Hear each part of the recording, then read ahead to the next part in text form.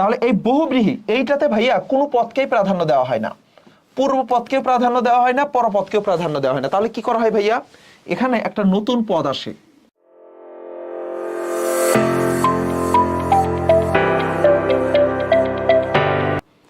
আসসালামু আলাইকুম রহমতুল্লাহ।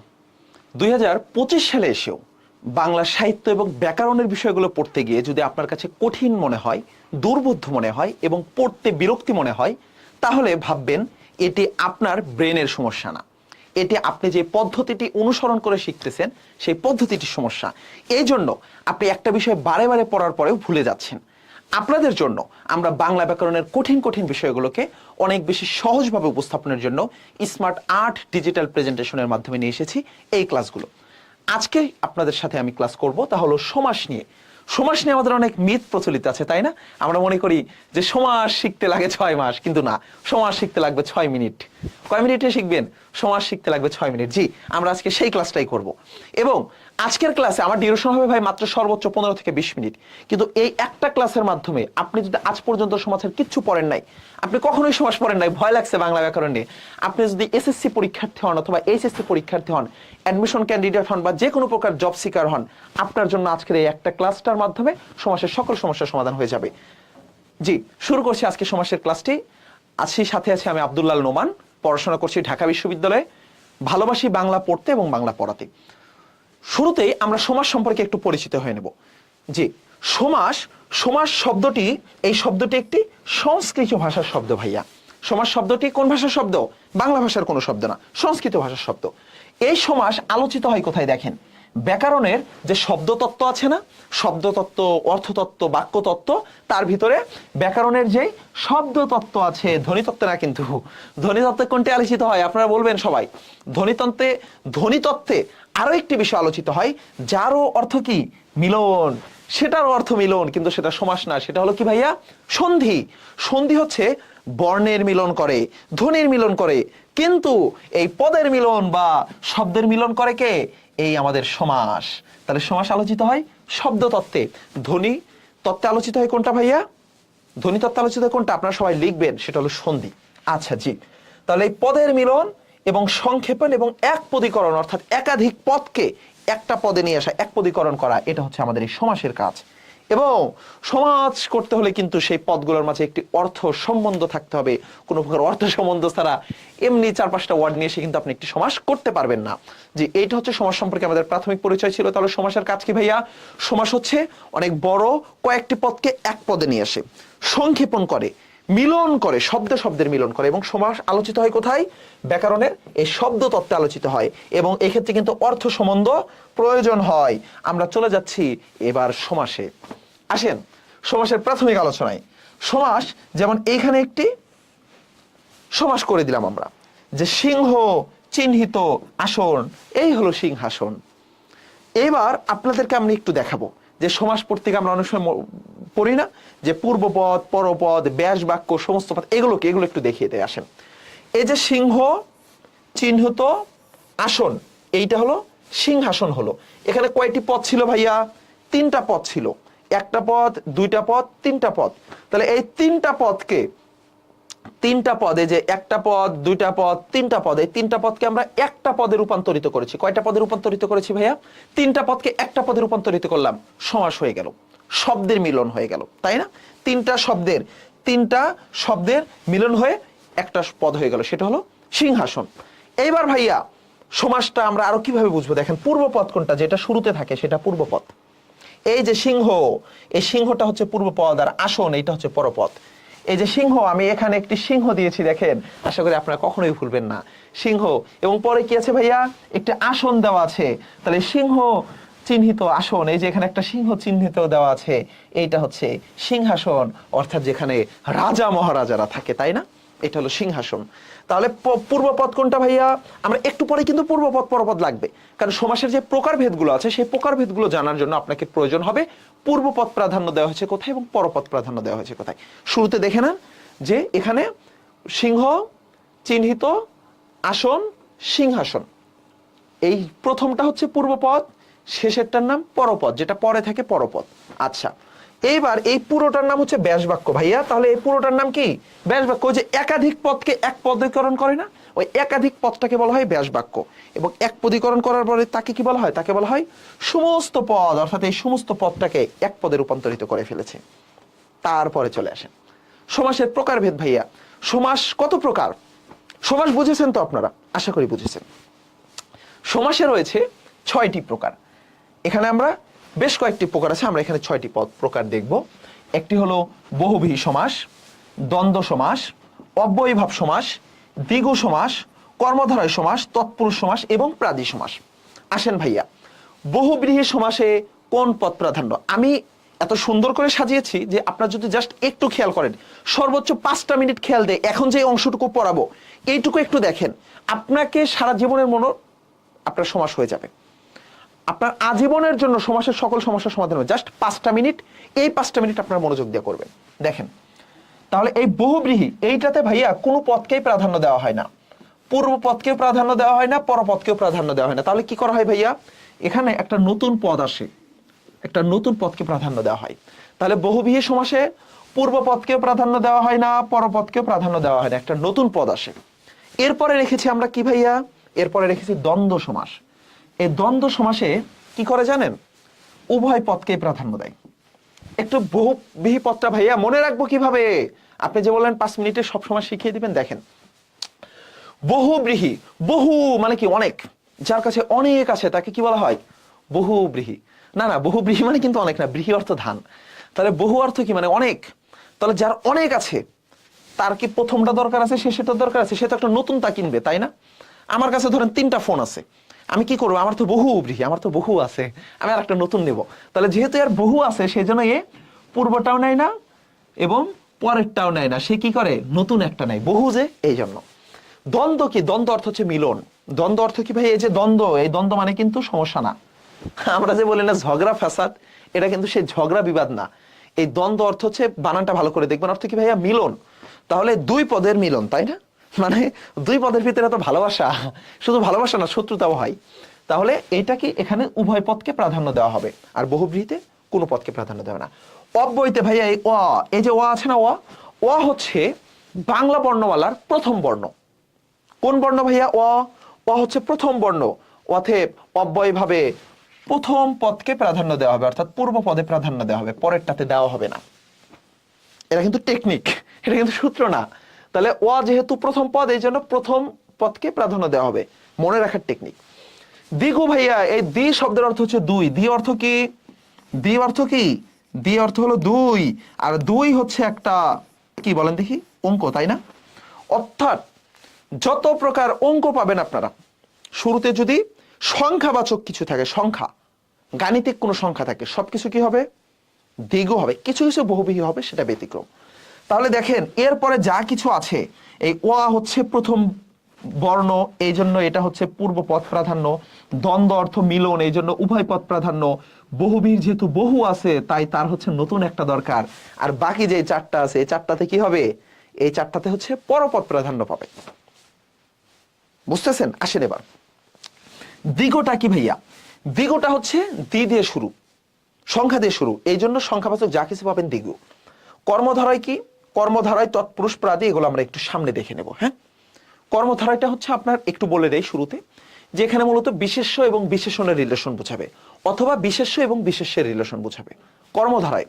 ওকে, এরপরে তৎপুরুষে ভাইয়া কি থাকবে? তৎপুরুষে থাকবে আপনার অ, এর, কে রে, এ রে, এগুলো আমরা পড়ি না? এটার একটা ব্যাকরণিক টার্ম আছে না? নাম কি বলেন দেখি? সবাই কমেন্ট করেন, আমি বলবো 5 সেকেন্ড পর, এর ভিতর আপনি একটু বলেন। তাহলে তৎপুরুষ ভাব, তৎপুরুষ সমাসে কি থাকবে ভাইয়া? তৎপুরুষ সমাসে থাকবে হলো বিভক্তি। যারা যারা বিভক্তি লিখেছেন কমেন্টে অভিনন্দন।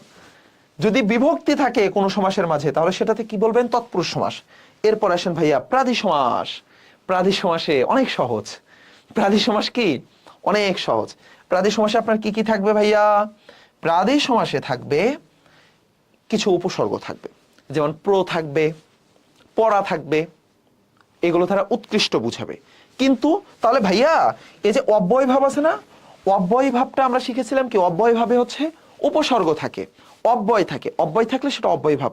তাহলে এইটাতে বলতেছেন অব্যয় থাকবে, হ্যাঁ এই প্রাদি সমাসে অব্যয় থাকবে কিন্তু পরপদ প্রাধান্য বোঝাবে, আর অব্যয় ভাবে প্রথম পদ প্রাধান্য বোঝাবে, পূর্বপদ। এইবার আসেন দেখেন এই পাশে আমি লিখে দিয়েছি। তাহলে বহুব্রীহিতে কি করবে? নতুন অর্থ দেবে। দ্বন্দ্বতে কি করবে? উভয় পদ প্রাধান্য পাবে। অব্যয়ীতে পূর্বপদ প্রাধান্য, দ্বিগুতে পরপদ প্রাধান্য, কর্মধারায় পরপদ প্রধান, তৎপুরুষে পরপদ প্রধান, প্রাদিতে পরপদ প্রধান। আর একটু আছে দেখেন বহুব্রীহি সমাস। বহুব্রীহি সমাস সম্পর্কে আমরা কি পড়েছিলাম? আমরা এবার বিস্তারিত শিখে ফেলবো। জাস্ট এই স্লাইডটা এতক্ষণ আপনারা যদি ক্লাসটা মনোযোগ দিয়ে নাও করে থাকেন, সবাইকে বলবো এই লাস্ট 3-4টা মিনিট ভালো করে দেখেন। আমি শুরুতে বলছিলাম যে একটা প্রচলিত মিথ আছে, মিথটা হলো যে সমাস শিখতে লাগে 6 মাস, কিন্তু আমি বলবো মাত্র 6 মিনিটে সমাস শিখবেন। শুধু আপনারা একটু মনোযোগ দিয়ে খেয়াল করেন, আপনার বাকি জীবনের সকল পরীক্ষা আপনি খুব ভালোভাবে পাস করতে পারবেন। এই সমাজ থেকে কোনো কোশ্চেন আসলে আপনার সুন্দর অ্যান্সার করতে পারবেন। দেখেন বহুব্রীহি সম্পর্কে কি বলছিলাম ভাইয়া? এর যেহেতু অনেক ব্রীহি, মানে এত ধ্বনি বহু বহু বহু, এই জন্য আর কি লাগে, এর নতুন নতুন লাগে, এর হচ্ছে নতুন চাই। এই যে নতুন অর্থ নিয়েছে কিভাবে আমি আপনাদের একটু দেখাই। এই যে বিনা পানি, বিনা পানি। আচ্ছা বিনা যার হাতে থাকে, পানি অর্থ হাত, আর বিনা অর্থ কি বলেন তো? যার হাতে বিনা থাকে। কিন্তু বিনা পানি দ্বারা আমরা কি হাতকে বুঝাই নাকি বিনাকে বুঝাই? না, আমরা বিনা পানি ধারা বিনাকেও বুঝাই না, হাতকেও বুঝাই না, আমরা হিন্দু ধর্মের একজন দেবীকে বুঝাই, তাই না? একইভাবে এই যে কান কাটা, এই কান কাটা বলতে আমরা কি কোনো কিছু কাটাকাটি করাকে বুঝাই নাকি কানকে বুঝাই? না, আমরা কান কাটা বলতে একজন ব্যক্তিকে বুঝি, যে ব্যক্তির কোনো এককালে কান কেটে গেছিল, তাই না ভাইয়া? তাহলে বহুব্রীহি সমাসে এই প্রথম পদকে প্রাধান্য দেবে না, পরপদকেও প্রাধান্য দেবে না, একটা নতুন অর্থ দেবে। বিনাও বুঝাবে না, পানিও বুঝাবে না, সরস্বতীকে বুঝাবে। কানকেও বুঝাবে না, আবার কাটাকেও বুঝাবে না। গজানন নাম শোনেন না আপনারা? গজানন একটু দেখিয়ে দেই। গ যা নন, আনন মানে হচ্ছে মুখ, আর গজ মানে কি? হাতি। তাহলে যার মুখ হাতির মতো তাকে বলা হয় গজানন, গণেশ। আচ্ছা এই গজানন বলতে কি কোনো মুখকে বোঝায় নাকি গজকে বোঝায়? না, একজন ব্যক্তিকে বোঝায়, যেমন পঞ্চানন ছিল। আচ্ছা যাই হোক, তাহলে আশা করি আপনাদের এরপর থেকে যদি কখনো আপনাদের এই বহুব্রীহি সমাস থেকে আসে, তাহলে আপনারা কি খেয়াল করবেন ভাইয়া? পূর্বপদ নেই, পূর্বপদ নেই, পরপদ নেই, নতুন অর্থ এসেছে। এরপরে আসেন দ্বন্দ্ব। দ্বন্দ্ব কিভাবে মনে রাখবেন? দ্বন্দ্ব বলেছিলাম যে এটার উভয় পদ প্রাধান্য দেবে। যেমন বাবা মা, বাবা মা বলতে কি আমরা শুধু বাবাকে বুঝাই নাকি মাকে বুঝাই? বাবা মা উভয়কে বুঝাই। ভাই বোন শুধু ভাইকে বুঝায় নাকি শুধু বোনকে বুঝাই? উভয়কেই বুঝাই। সাপে নেউলে, সাপে নেউলে বলতে আমরা শুধু সাপকে বুঝাই না নেউলকে? উভয়কে বুঝাই। ঝড় বৃষ্টি শুধু ঝড় বুঝায় না শুধু বৃষ্টি বুঝাই? উভয়কে বুঝাই। যেটার উভয় পদ প্রাধান্য পাবে দ্বন্দ্ব সমাস। ভুল হবে কখনো? কখনো ভুল হবে না। তারপর আসেন অব্যয়ভাব সমাস। অব্যয়ভাব সমাস সম্পর্কে আমরা কি পড়েছিলাম? যে পূর্বপদ প্রাধান্য পাবে এবং একটি অব্যয় থাকবে, অব্যয় থাকবে অথবা পূর্বপদ প্রাধান্য পাবে। আচ্ছা এবার দেখেন ভাইয়া, আমরণ। আমরণ মানে কি? আর শব্দের অর্থ হচ্ছে পর্যন্ত।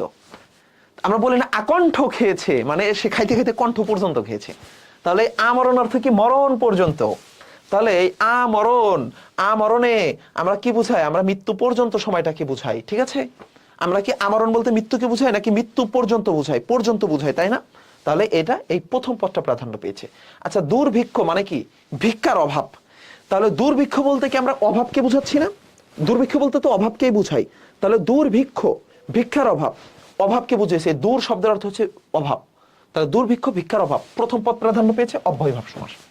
ওকে, এরপরে আসেন ভাইয়া আমরা কি দেখবো? দ্বিগু সমাস দেখবো। দ্বিগু সমাস সম্পর্কে আমি একটা কথা শুরুতেই বলেছিলাম। কি বলেছিলাম বলেন দেখি সবাই? দ্বিগু সমাসে হচ্ছে সংখ্যা থাকবে রে ভাইয়া এবং পরপদ প্রাধান্য পাবে। তাহলে দেখেন এই যে সপ্তাহ, সপ্ত অহের সপ্তাহ, সপ্ত অহের সমাহার। তাহলে এই সপ্তাহতে হচ্ছে সপ্ত অহের সমাহার মানে 7 অহ, অহ মানে দিন। সপ্ত অহের সমাহার মানে কি? সপ্তাহ। অষ্ট ধাতু মানে কি? 8টি ধাতু যেখানে থাকে সেটাকে অষ্ট ধাতু বলে না? তাহলে এখানে এই যে অষ্ট আছে বা 8 আছে, সপ্ত বা 7 আছে, এটা কি হবে? এবং শুধু তাই নয় ভাইয়া, এটা পরপদ প্রাধান্য পেয়েছে। দেখো সপ্তাহ বলতে কি দিন বুঝায় নাকি 7 বুঝায়? অবশ্যই দিনকে বুঝায়। দিনকে বুঝায় না? 7 দিনকে সপ্তাহ বলে। আবার এই যে অষ্ট ধাতু বলতে তো অবশ্যই কোনো ধাতুকে বুঝায়, যেখানে 8টা ধাতু আছে, পরপদ প্রাধান্য পেয়েছে। এরপরে আসেন কর্মধারয় সমাস কি? কর্মধারয় সমাস সম্পর্কে আমরা পড়েছি পরপদ প্রাধান্য পাবে। এই যে সিংহাসন, সিংহাসন বলতে কি আমরা সিংহকে বুঝি? আপনি সিংহাসনকে সিংহকে বুঝেন না, একটা আসনকে বোঝানো হয়, একটা চেয়ারকে বোঝানো হয়, তাই না? তাহলে যে আসন, এই আসনটা প্রাধান্য পেয়েছে। কাজল কালো, মানে কাজলের ন্যায় কালো, আমরা আপনারা আমাদের পরবর্তী ক্লাসগুলোতে পাবেন। আমাদের প্রত্যেকটা ক্লাসে আমাদের এই সহায়ক চ্যানেলে, আপনারা যদি ইউটিউব চ্যানেল এবং আমাদের ফেসবুক পেজ আছে সহায়ক, সেখানে আপনারা আমাদের প্রত্যেকটি ব্যাকরণের পাঠ থেকে আমাদের এরকম ভিডিও স্মার্ট আর্ট প্রেজেন্টেশনের মাধ্যমে ক্লাসগুলো রয়েছে। সেই ক্লাসগুলোতে অনেক সহজভাবে আপনারা শিখতে পারবেন। সমাসের এই প্রত্যেকটি প্রকার সম্পর্কে আমরা আমাদের পরবর্তী ক্লাসগুলোতে আরো সুন্দরভাবে উপস্থাপন করেছি। যত প্রকার কনফিউশন আছে সব ক্লিয়ার হয়ে যাবে ইনশাল্লাহ। দেখেন, কর্মধারয় সমাস, তাহলে এই যে কাজল কালো, এটা একটি উপমান কর্মধারয় সমাস। উপমান কি বুঝতে হলে আমাদের অন্যান্য ক্লাসগুলো দেখে নেন।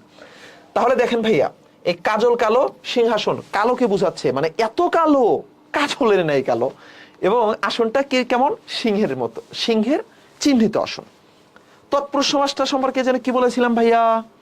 তৎপুরুষ সমাস সম্পর্কে আমরা আগের স্লাইডে বলেছিলাম, যেই সমাসে বিভক্তি থাকে, বিভক্তি থাকলে তাকে কি বলা হয়? তৎপুরুষ সমাস বলা হয়। এবং এখানে পরপদ প্রাধান্য পায়। যেমন রথ দেখা, রথ কে দেখা, রথকে দেখা, তাই না? রথ কে দেখে, যে কেটা একটা বিভক্তি, রথ দেখা। কলা বেচা, কলাকে বেচা, কলাকে বেচা, কলা বেচা না? তাহলে এটা কি ভাই? এটা হচ্ছে তৎপুরুষ সমাস। এরপর আসেন ভাইয়া সর্বশেষ প্রাদি সমাস। প্রাদি সমাস নিয়ে অসংখ্য এক্সামস গুলোতে প্রাদি সমাস থেকে প্রশ্ন, আমরা না বোঝার জন্য আমরা অনেকে এটা ভুল করি। পরপদ প্রাধান্য পাবে। আমরা না কি করি জানেন? আমরা দেখি যে আচ্ছা ভাইয়া শুরুতে তো অব্যয় আছে, তার মানে এটা অব্যয়ভাব সমাস না রে ভাইয়া। অব্যয় থাকার পরেও, উপসর্গ থাকার পরেও, শুরুতে উপসর্গ আছে, কিন্তু এটা যদি পরপদ প্রাধান্য পায় তাহলে সেটা কি হয়ে যাবে? সেটা হবে প্রাদি সমাস। যেমন প্রভাত, এই যে ভাত, এই ভাত শব্দের অর্থ হচ্ছে আলো। ভাত শব্দের অর্থ কি ভাইয়া? প্রভাত অর্থ কি? মানে আলো। মানে যখন প্রকৃষ্ট রূপে আলো প্রকাশিত হয় তখন সেটাকে প্রভাত বলা হয়। আবার এই যে বচন, বচন মানে কথা বলা, তো প্রবচন বলতে কি আমরা প্রকৃষ্ট বুঝি, নাকি প্রকৃষ্ট রূপে যে বচন বলা হয়, যে কথা বলা হয়, সুন্দর কথা বলা হয়, সেটাকে প্রবচন বলি না? ইয়েস। তাহলে ভাইয়া এই প্রবচনে পরপদ প্রাধান্য পেয়েছে, প্রভাতে পরপদ প্রাধান্য পেয়েছে, এই জন্য এটি এখানে উপসর্গ থাকার পরেও এটি প্রাদি সমাস হয়েছে। আশা করি আজকের এই ক্লাসটি আপনি যদি একাধিকবার রিপিট দেখেন, আপনার সমাস নিয়ে পরবর্তীতে আর কোনো সমস্যা হবে না। এবং এই প্রত্যেকটি প্রকার সম্পর্কে আমরা খুব অল্প করে বলেছি। এটা সম্পর্কে বিস্তারিত আমাদের এই চ্যানেলে আরো অনেকগুলো ভিডিও রয়েছে, আপনারা প্রত্যেকটি ভিডিও দেখে নেবেন, আশা করি ক্লিয়ার হয়ে যাবেন। সবার জন্য অনেক শুভকামনা রইল। এতক্ষণ আপনাদের সাথে ছিলাম আমি আব্দুল্লাহ নোমান। আপনারা যদি আমাদের ক্লাসগুলো দ্বারা ন্যূনতম উপকৃত হয়ে থাকেন, আমাদের চ্যানেলটি সাবস্ক্রাইব করবেন, এবং আমাদের পরবর্তী কোন বিষয়ে ক্লাস চাচ্ছেন সেটা আপনারা কমেন্ট বক্সে লিখে আমাদেরকে উৎসাহিত করতে পারেন। এবং আমাদের ক্লাসে যদি কোনো প্রকার ভুল হয়ে থাকে সেটাও আপনারা আমাদেরকে মেসেজ করার মাধ্যমে, এবং আমাদের সাথে যদি কোনো প্রকার কার্যক্রমে আপনারা আমাদের কোর্সগুলোতে যুক্ত হতে চান, সেক্ষেত্রে আমাদের ফোন নাম্বার দেওয়া আছে, আমাদের ইমেইল অ্যাকাউন্ট দেওয়া আছে, এবং আমাদের ইউটিউব চ্যানেলে আপনারা বা আমাদের ফেসবুক পেজে মেসেজ করতে পারেন। সবার জন্য অনেক অনেক শুভকামনা রইল। আপনার আগামীর শিক্ষার প্রতিটি মুহূর্ত অত্যন্ত সুন্দর হোক, মধুর হোক। সবার জন্য শুভকামনা রইল। আসসালামু আলাইকুম রহমতুল্লাহ।